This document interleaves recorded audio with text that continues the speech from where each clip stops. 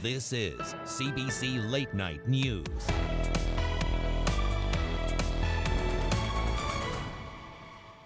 Good evening, I'm Marivelle Tarouk. It was another star-studded night at TIFF, and tonight the world premiere of Endings Beginnings, and it just wrapped up at the Ryerson Theatre, and that's where we find our Angelina King, who is there to take it all in and also chat with the stars of the film. But first, Angelina, tell us what this film is about. Sure. So it's about a woman who's trying to get her life together. In the meantime, she falls in love with two very different friends. They're polar opposites. One is kind of a free-spirited bad boy, the other a sensitive academic. So she has to make this big decision between the two, and in the process, she learns a lot about herself. So there were a lot of fans here. Some were lining up early this morning. They went absolutely wild for the two men that she has to choose from in the film.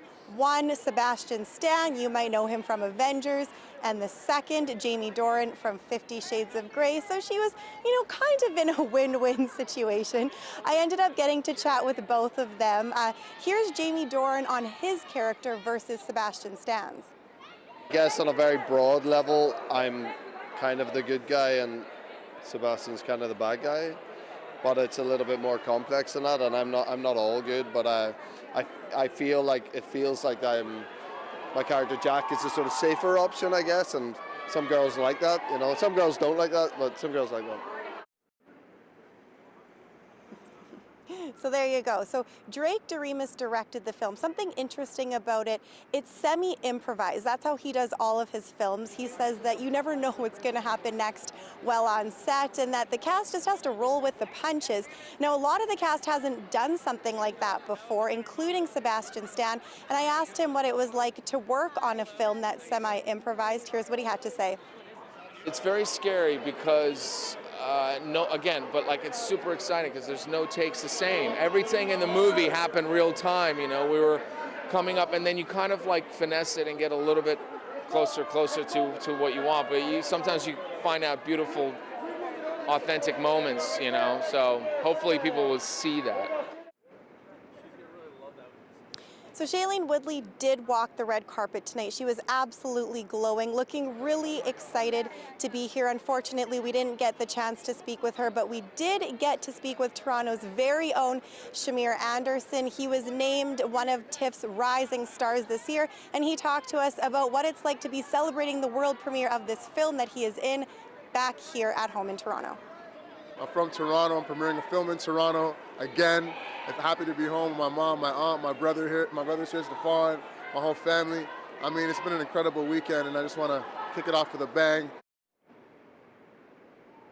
So I asked the director what he wants people to learn from, to feel, to take away from the film. He says that he wants people to feel inspired, to look within themselves, to be able to become the best version of themselves, as well as to find their path completely on their own. So something to think about if you are going to watch Endings Beginnings.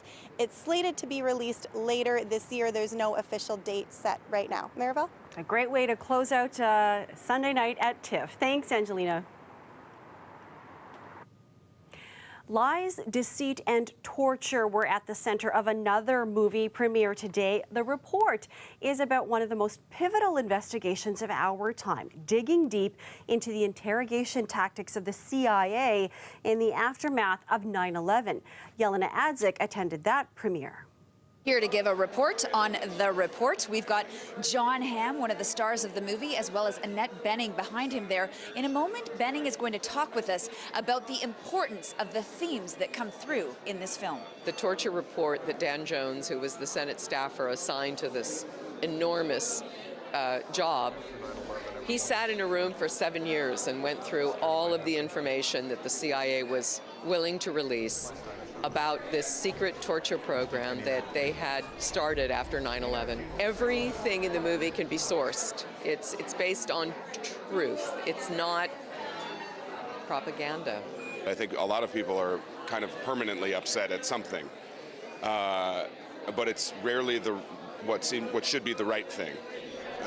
And I think when you have a government-sponsored program of torture, that's something that everybody should and properly should be upset at. I know that when Trump was running for president, he gave a very provocative interview to George Stephanopoulos. Anybody can watch it, where he talks about waterboarding and how he's clearly in favor of it. That's against the law. That's all I can tell you. When public figures, people who are well known in Hollywood speak up, there's always that risk, that chance that you're just helping to have Trump supporters, as an example, be even more compelled. So do you find it difficult to speak versus not speaking? I just think people's attention spans at this point tend to be so short that you get 2 or 3 sentences in and people are like, oh, you're a dumb liberal or you're a dumb conservative, and that's all I want to hear. Well, I'm not dumb. I never have been. It's not often that the red carpet at film festivals tends to yield a lot of depth when it comes to insight. But Adam Driver and Annette Bening and the various stars of this movie, they are hoping to achieve exactly that, a deep, meaningful conversation about important political issues. Yelena Adzik, CBC News, Toronto. Bianca Andreescu is basking in the glory of her U.S. Open victory. She, the North, took down one of the greatest of all time yesterday, Serena Williams. Greg Ross has this look at the ascendance of Andreescu. Nearly 24 hours after becoming the first Canadian to win a Grand Slam singles title, and still Bianca Andreescu barely had time to breathe. Well, it's been pretty hectic. I never really got the chance to just soak everything in yet, but hopefully I get the chance today. First, this photo shoot at the top of the Rockefeller Center. More media than she's ever faced. So much has happened so quickly for the Canadian tennis star, who just turned 19 earlier this summer. This young lady has it all. Many Canadians were only just discovering Bianca Andreescu, and now she's been thrust onto the world stage. Here she is on the cover of the New York Times. Her coach, Sylvain Bruneau, says he's doing his best to guide her through what comes next.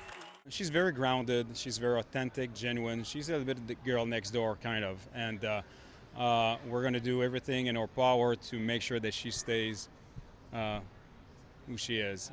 I really don't want to change, and I think I just have a really good support team around me. At the end of the day, I'm still human no matter what, and I have amazing parents and friends that just help me stay grounded. And staying grounded will be important if she wants to continue doing this.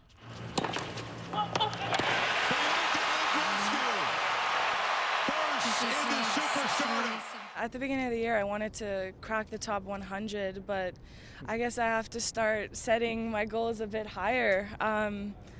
Let's say top 3 by the end of the year. Andreescu says now she's looking forward to getting back to Canada. She says when all of the excitement from her U.S. Open victory dies down, she's going to take a little bit of a break to let it all sink in. At this point, though, she says she's not sure when she'll get back to training or when she'll be back on the court. Greg Ross, CBC News, New York. Well, Andreescu's win certainly has her hometown mayor beaming with pride. Mississauga Mayor Bonnie Crombie says she has big plans for the champions' return home. Certainly, I would like to give her the keys to our city. It's a very big honor. I've only given them to former Mayor Hazel McCallion previously to that. We'll look at his street naming. We'll have some sort of other honor. We'll be lighting the clock tower gold tonight in her honor. We are all so proud of her. She's a Mississauga native, but she's Canada's champion. Crombie was in Toronto along with mayors from across the country today for the Canadian Urban Mayors Caucus. Hurricane Dorian moved up the eastern seaboard and slammed into the Maritimes last night. Nova Scotia bore the brunt of the storm's fury. In Halifax, the storm tore the roof off an apartment complex, ripped up a waterfront boardwalk, and toppled a construction crane. CBC's Tom Murphy has more on the damage. The buzz of saws, the hum of generators. After the roar of Dorian, this is what Nova Scotians awoke to. And on Halifax's tree-lined and now darkened streets, like on Elm Street, where some of those elms came crashing down, the realization is setting in. It will be a while before they get their electricity back. I think we're probably one of the worst hit, at least in this area. At the peak, more than 400,000 customers were without electricity, more than any other storm in this province's history, according to Nova Scotia Power. Extra crews from as far away as Ontario are now on the ground, but it will take days to restore power completely. We are still in a very dangerous situation in some parts of the province. When there is a downed power line, do not take any chances at all. In the city's downtown, this construction crane came crashing down during the storm. Now there's a stop work order on the site while officials try to figure out what went wrong. What I can tell you is the Ministry of Labour has been contacted, and they are going to be looking into the details around how and why the crane itself collapsed. There are no reports of serious injuries or deaths from the storm, but plenty of upset cell phone customers who wouldn't have been able to report a problem if there was one. Service was spotty. This morning we woke up probably around 7:30 and we had no service at all with Telus and Kudo. Back on Elm Street, neighbors are making the best of a bad situation. They're finally getting to host their street party, postponed because of the hurricane. And now it's helping them empty their freezers of meat that would surely otherwise go bad. The neighbors up there had mentioned that it was a good opportunity to get it out, so yeah, because otherwise the freezers were down. And then tomorrow, they'll be back at the cleanup. That was the CBC's Tom Murphy reporting from Halifax. So let's take a look at the weather a little bit closer to home, and let's join Marta Chirelovich with a look at our forecast. Hi, Marta. Hi, Maribel. Well, let's take a look. I mean, you mentioned that Dorian made landfall in Nova Scotia yesterday. It was around 7:15 their time, and it hit just 25 kilometers south of Halifax and Sambro Creek, definitely causing a lot of that destruction. Let's take a quick look at that summary. Areas like Yarmouth saw winds of 130 kilometers per hour, and then in Moncton, lots of rain falling, 121 millimeters, so definitely lots of flooding and down trees and damage.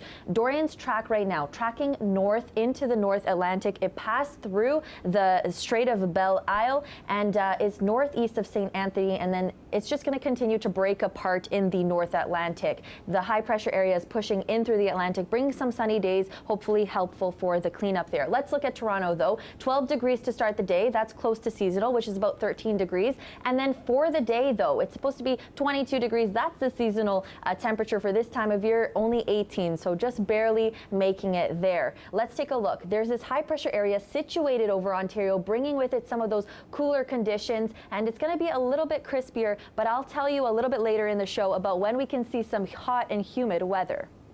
All right, we'll see you in a bit. Thanks, Marta. You don't get a lot of properties like this just selling a garage at $5.99. Sometimes people sever off a piece of lot and just sell it as a vacant land, but this one is a unique situation. The unique situation this real estate agent is talking about, a one-car garage for sale in East York for nearly $600,000. More on this property after the break.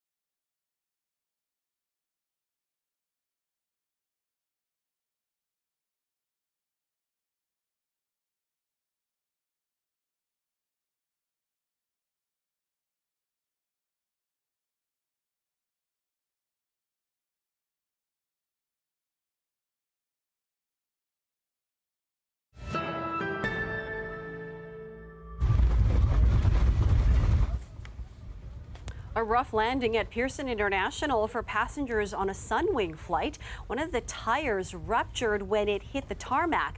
This video, shot by a passenger who says they were returning from Cancun, shows the moments after the plane touched down. You can see the aircraft shaking. Fortunately, police say no one was injured. The NDP is kickstarting its campaign this weekend, making a stop in Leslieville today. Will you join us on this great journey to build an even better Canada? Then, my friends, let's get started. NDP leader Jagmeet Singh held the rally in the riding of Toronto-Danforth, a seat held by former party leader Jack Layton until his death in 2011. Singh says 205 candidates would be officially nominated by this weekend, with more announcements expected early next week. 9 people have minor injuries after a crash in Etobicoke last night. It happened on the West Mall near Eva Road at 11:30 p.m. A sedan made an improper U-turn and collided with a minivan.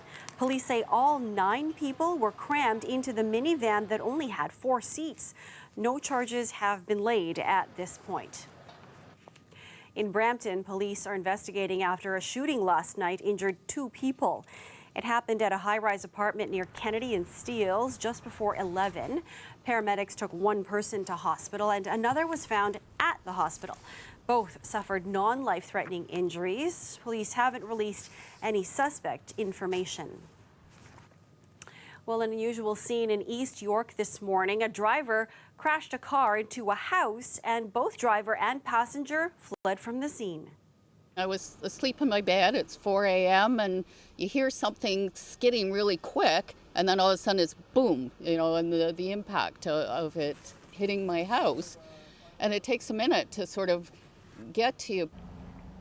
The crash happened near Danforth and Main just after 4 a.m. Police found the owner of the car, a 29-year-old man, in the hospital with minor injuries, but they have not confirmed that man was the driver in this incident. Nobody in the home was injured, and so far no charges have been laid. Well, the rising cost of real estate in Toronto isn't anything new, but how much is too much? A new property on sale in East York is turning heads, and the listing calls it a rare opportunity in a desirable neighborhood. But here's the catch. It's a garage. Our Hoea Fidel reports. You're about 10 minutes walking distance to the subway station on Danforth.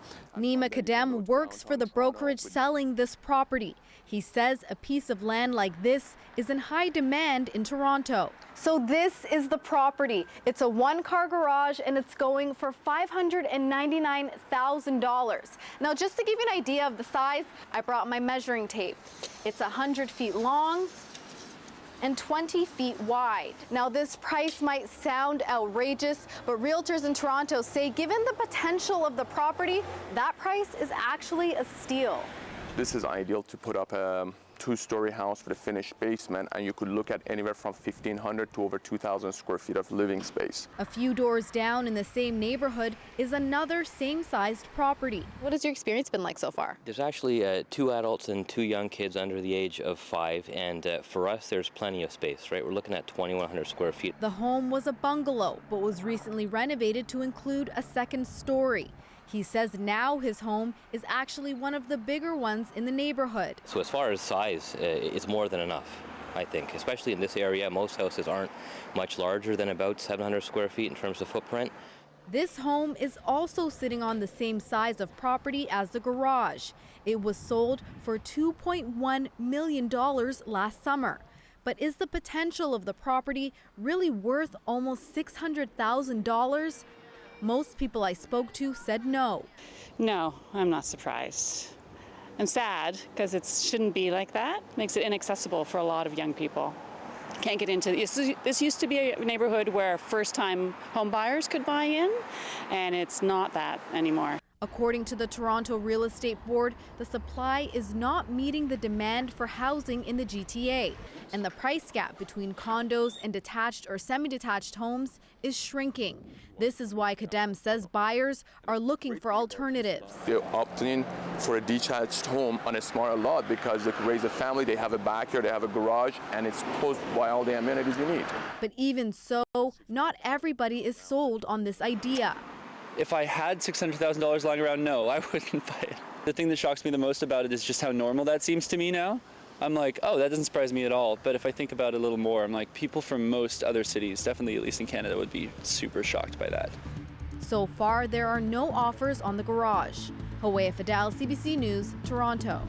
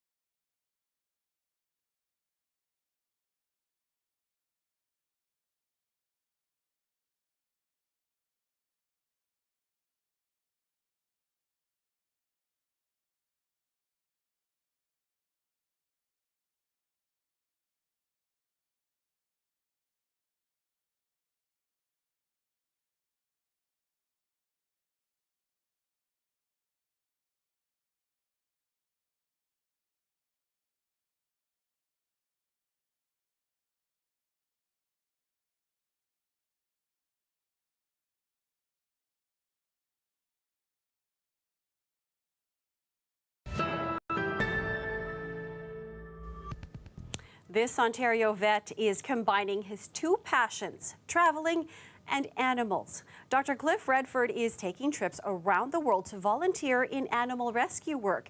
He's hoping these trips will inspire others to be kinder to animals.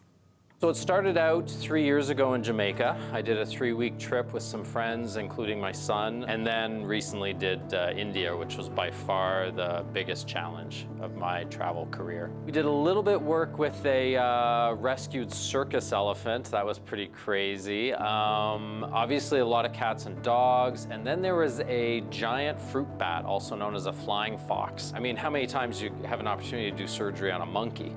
I got to do 3 of them. Little Clementine had a major laceration to her forehead and some pretty bad soft tissue damage to her hand. We ended up having to amputate the arm. The hand was not functional. I finally found a solution to bandaging her when I realized that she's about the size of a toddler. So we went into a local shop, bought a handful of onesies that children would wear, found one that fit her. It was a long sleeve. We tied it in a knot so she couldn't get at the surgical site, and she looked adorable. Working in a situation like India and traveling and working with other veterinarians around the world in different situations kind of reminds me how amazing this career is. I kind of want to inspire people to understand what veterinarians do, to maybe volunteer their own services for something else. Get out and see the world, you know, get away from the resorts and meet people who speak a different language, and also be kind to animals. You know, we share this world with them, and we need to do what we can to help them out. Some pretty great work there. Okay, let's do another check on our forecast, and Marta's back with that. Well, I don't know if you've had the chance to go outside, but it's definitely feeling a little chilly. There's 11 chill degrees in the right air. now. Yeah. And so the seasonal temperature, I mean, the low for overnight is about 13. So we're below that right now. But in through the day, it's supposed to be 22. That's the seasonal temperature for this time of year, but it's 18. So we're just barely reaching there in Toronto. Definitely cooler temperatures than what we're used to. And look at these overnight lows in through Sunday overnight. 4 degrees in Sudbury. So definitely single digits. It's really cool. And with that comes a potential for frost. Environment Canada issuing frost advisories for areas in Northeast Ontario, including some parts of Cottage Country, Bancroft in there, so you could see some frost there. But a little bit later in the week, Tuesday into Wednesday, there's going to be some showers coming through, and let me tell you why. There's heat and humidity building, and it's a high pressure area that's moving across. In front of the warm front, we could see some of those showers, but in the warm sector, that's where we're going to build up that heat and humidity, and the potential for those thunderstorms is definitely there. I want to show you this. Wednesday, look at this, 29 in Toronto, feeling like 36. So we have frost advisories, and then we have such heat building in through southern parts of Ontario. Windsor, 30, feels like 38, so definitely really hot. The 7-day forecast for Toronto, again, pay attention to Wednesday, 29, feels like 36. You could see that rain on Tuesday and Wednesday. So this is just a quick look at the 7-day forecast for Toronto. Definitely the heat building in through the middle of the week. No kidding. Thanks, Marta. And that's our show for you tonight. As we go, here's a look at Grandparents' Day at High Park Zoo today, a chance for the zoo to raise money and celebrate its grandparent visitors and inhabitants. Have a great night, everyone.